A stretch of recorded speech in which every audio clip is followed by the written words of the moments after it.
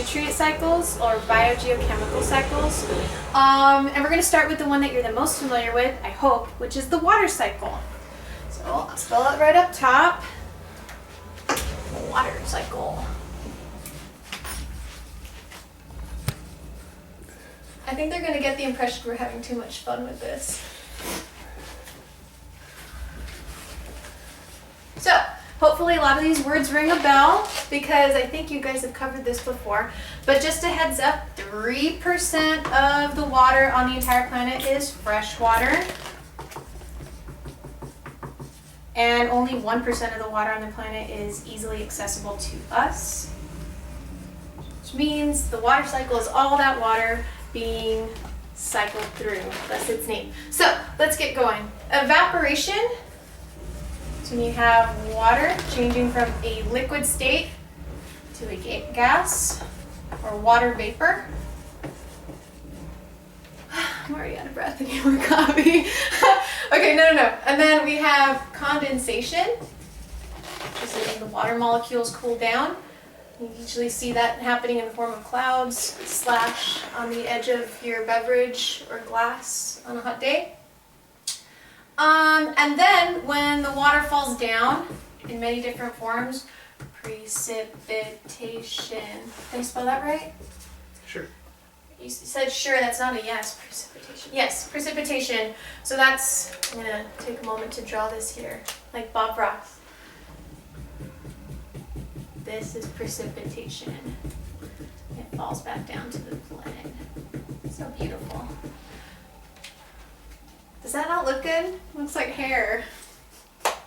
Okay, no, we got this. So, when the water kind of filters through the ground, we call that percolation. Can you zoom in on this? Percolation. So kind of like a water percolator is the water kind of trickling into the ground through porous soil. And underneath the ground we have aquifers, spelled correctly, which is basically the water stored underground, but it is not a cave filled with water, it's just kind of water in very porous rock. Did I miss anything? Transpiration! Last one, a little bit of a bonus one. So transpiration I'm going to write on the tree. That's when you have water escaping the tree leaves, going into the air. A lot like evaporation, if you will. Did I miss anything? I feel like I got it all. I don't know. One common thing is runoff. Runoff, water runoff. I guess so. That's why you drew the mountain. Yeah, I was like, where am I going to fit it behind my precipitation? Runoff. Throw that in there. Runoff. And I think we're set. Okay. Alright, you're next. Erase my stuff. Do your damage. Next cycle is the carbon cycle. The carbon cycle is probably, out of the four, the second most known, in that carbon makes up all the base of life that we have, since we're known as carbon-based life forms. A big part of the carbon cycle is respiration. What happens in respiration is, so if you picture us, we take in oxygen and breathe out carbon dioxide. Now, carbon exists in two main forms in the atmosphere. One is carbon dioxide, CO2. The other is methane. CO2 exists in a greater quantity, but methane contributes more per molecule to the greenhouse gases. So when we take in oxygen through the process of respiration, the oxygen is broken down and carbon dioxide is released. The carbon dioxide can be treated in multiple ways. some of which include the respiration of trees, photosynthesis, where trees take in carbon dioxide and release oxygen using sunlight as a source. So that's what the orange is in Yeah, the sky. yeah. Okay, just making sure. Another spot that carbon goes is in water.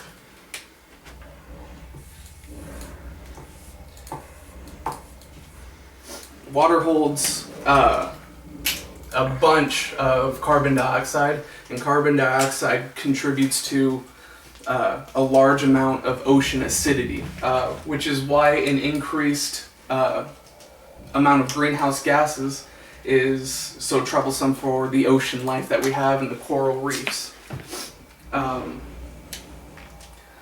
Fossil fuels, along with respiration of animals, also release carbon dioxide into the atmosphere when we burn them. This is because the carbon-based life forms that were alive millions of years ago got trapped under debris when they died.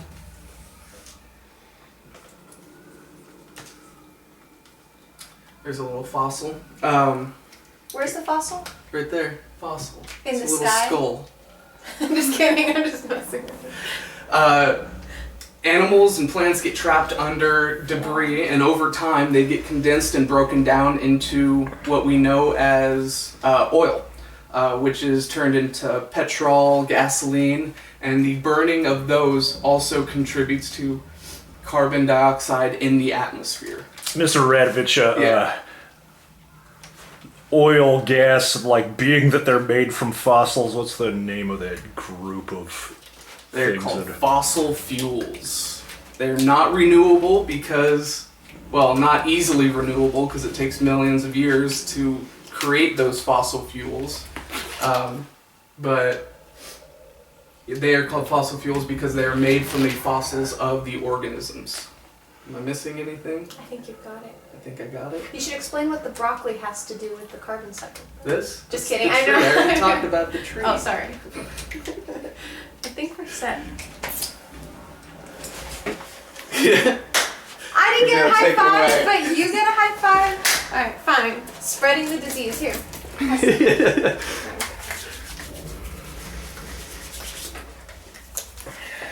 Are you gonna zoom in on him? I can. Yeah, I'm not that tall, so you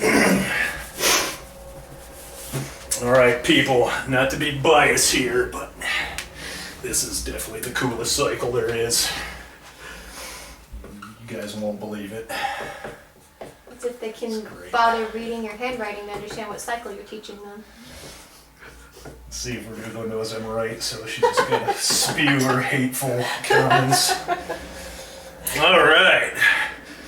So, yes, Jesus, no, we're not in class right now. That's a good question. Emily, go ahead and go to the bathroom. Hector, stop talking. Jackson, stop fighting with Indiana. All right, so anyway, nitrogen cycle. Before we get into the nitrogen cycle, we need to talk a little bit about nitrogen, because crazy thing, like 78% of the air is nitrogen.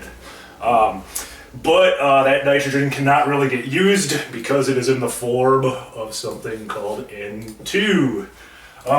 So anyway, who cares about nitrogen? Why would anybody care about nitrogen? So nitrogen it makes up two of the four major biological molecules, and you all remember the major biological molecules are your carbs, lipids,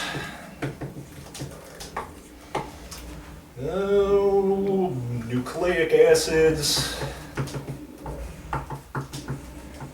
and proteins.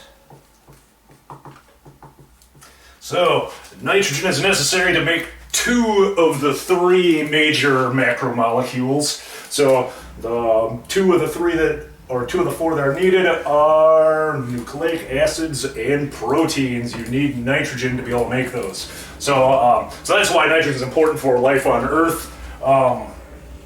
But the problem is, atmospheric nitrogen cannot get used by the majority of different organisms. And the reason why is because it is N2.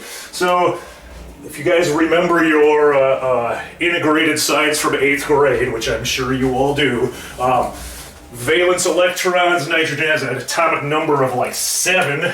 So one nitrogen atom here, so we have 1, 2, first outer or energy level is full, because if you guys remember, and when you're looking at atoms, they take 2 in their first orbital and then 8 in the second orbital, so 1, 2, that means we need 5 more, so 3, 4, 5, 6, and 7. So in order for this to add up to 8, we need 3 more electrons. So in general, when atoms react with each other, that means they are sharing electrons because they want to have a full outer valence. So if we look at each of these has 5 in its outer shell, so they each need 3 more electrons. So like how many electrons will each of these need to share? Julia, yes, that is correct. They need to share 3 electrons. So these will triple bond with each other, which means they're like super tightly held together. They're basically inert. They're like a noble gas. So organisms can't use this nitrogen, even though it is the majority of the air. It is 78% of the air, but it just cannot be used, except for certain organisms. There are some types of organisms called nitrogen fixing bacteria. So the nitrogen that can use is usually in like a kind of an ammonia type of species. So what it does is it's NH3. So it takes a nitrogen, pulls apart those bonds, and then just shoves a hydrogen in each of those 3 places. So you have a nitrogen, hydrogen, hydrogen, hydrogen. So that's ammonia. And that's kind of like one of the common like components of chemical fertilizers. But nitrogen-fixing bacteria, they have the ability to do this. They can take nitrogen out of the air and turn it into solid nitrogen. You might also see these referred to as nitrifying.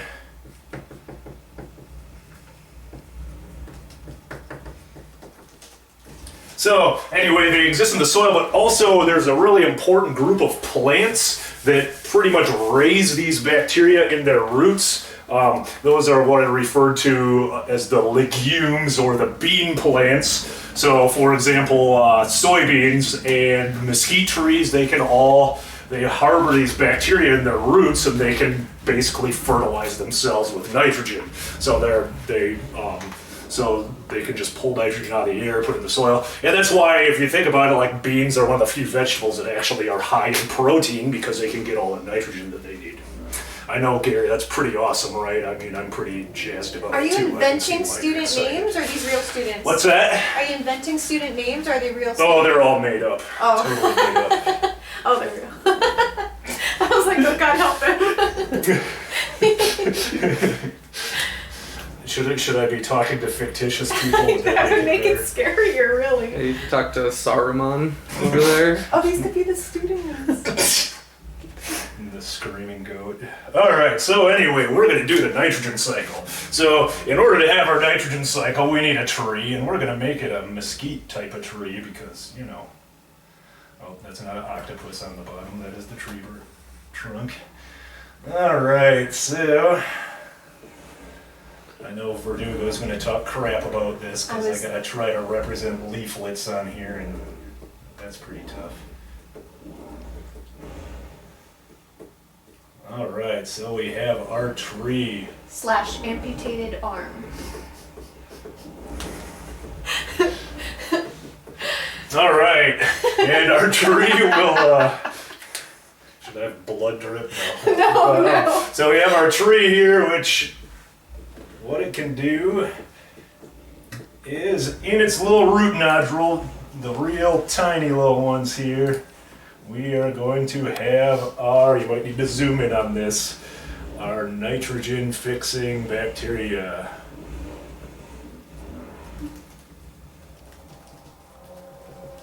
Okay, and what that does is that will actually take nitrogen out of the air and add it to the soil. So this is one of the things that will add nitrogen to the soil, because that's really all we're looking at, is how does nitrogen get into and out of the soil.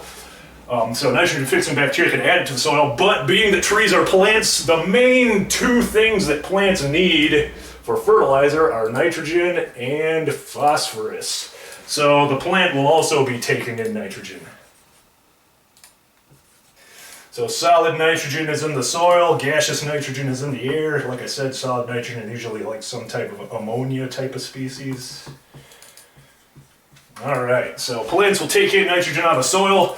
Also, nitrogen will naturally just kind of, it'll degrade from ammonia back into nitrogen, and it will just kind of spontaneously enter back into the atmosphere on its own. That is called denitrification. All right. So anyway, also other plants, we'll say some grasses here. They take in nitrogen, okay? And then those can get eaten by animals. I have a limited number of animals I can kind of draw, so going with a pig.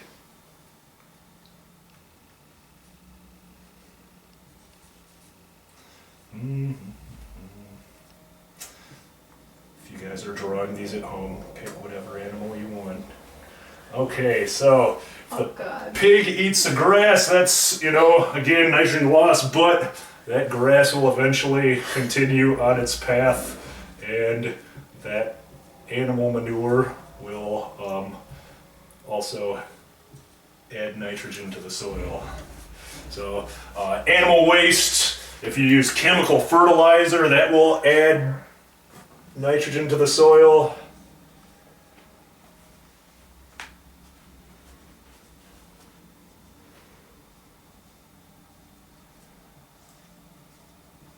So if you're pouring chemical fertilizer on the soil, that will add nitrogen. Okay, so a lot of ways that nitrogen gets added to the soil. And believe it or not, if lightning strikes the ground, that will also add some nitrogen. So nitrogen gets in by that way. The big ways that nitrogen gets removed is by plant uptake, denitrification. Also, if you have rain and it washes that soil away, like locally, you'll get leaching that will just kind of carry that nitrogen off to some other place. If you decide to research dead zones, that's kind of the cause of dead zones. So one of the options for this week is to look things up like that. So anyway, so yes, so nitrogen gets added by fertilizer, either in the chemical form or as manure. It can get added by nitrogen fixing bacteria, and it can also be added by nitrogen or lightning, which I don't feel like drawing.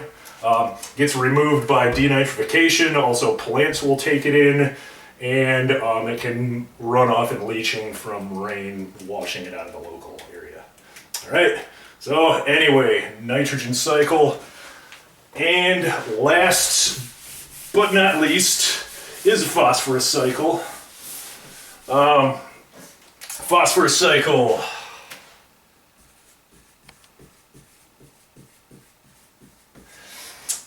The thing about the phosphorus cycle that makes it different from all three of the other cycles, it is totally geologic.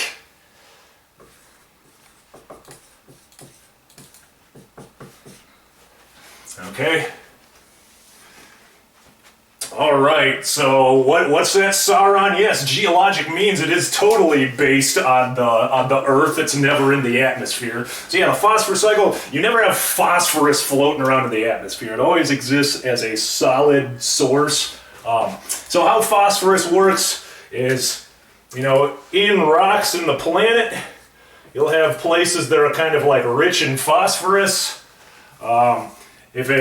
Through weathering and erosion, so like if you have rainstorms, rainwater is slightly acidic, you have like breaking up of rocks from freezing and thawing and things like that, you're going to get some runoff here and some piles of rocks. Another thing, if you want to use the fancy sciencey word, you get these alluvial plains, but yeah, it doesn't matter. But anyway, so this will be an area that is rich in phosphorus. Okay? All right, great, phosphorus. We got a lot of phosphorus. Who cares? Phosphorus, back to the four major biological molecules. For one of those four biological molecules, the nucleic acids, you need phosphorus to be able to make those. So that's why plants, the big two components that they need in fertilizer is nitrogen and phosphorus. So how things get phosphorus is you get weathering plants will uptake them, but the problem is phosphorus just kind of gets diffused through the planet, and then it's going to take millions of years for it to accumulate again after like the soil like gets shoved back into the mantle of the earth, melts down into rocks, gets kind of reformed, gets forced back up. So this is like a huge process, and that's kind of a concern because we're actually running out of places where you can get readily accessible phosphorus, so that's going to be a challenge in a little while, is how to get that. So anyway, the big thing with the phosphorus cycle that you need to know, plants need phosphorus to make their nucleic acids, and it is a totally geologic cycle. You can only get phosphorus out of the ground, it's never in the air. All right, does anybody have anything that they need to conclude with before we... Mr. I think Radovich. someone needs to use the bathroom at least one more time. Oh yeah, we're almost at the 10-minute mark, so if you need to use the bathroom, you better go. Anything else? Any other feedback, Ms. Verdugo? No, you did great. I just feel bad for